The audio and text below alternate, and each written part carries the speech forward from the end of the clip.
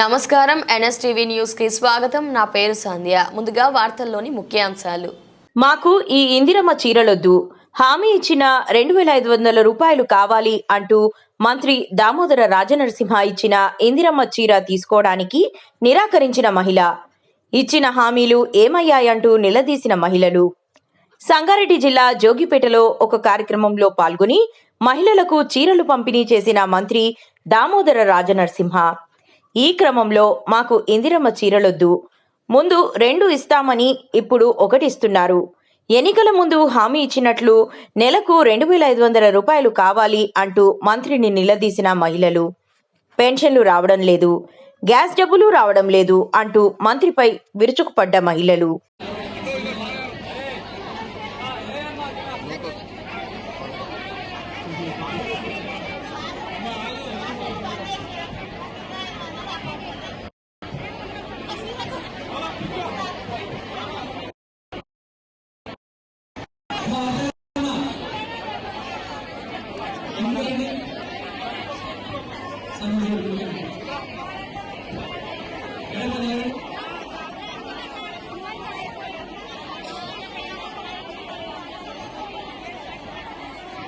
పార్టీలకు అధికంగా ఆ పార్టీ ఈ పార్టీ కాకుండా పార్టీలకు అధికంగా మాకు ఇళ్ల స్థలాలు కావాలి, ఇల్లు కావాలి అంటే కాకుండా మీ మనసులో నిండాలు ఉంటుంది.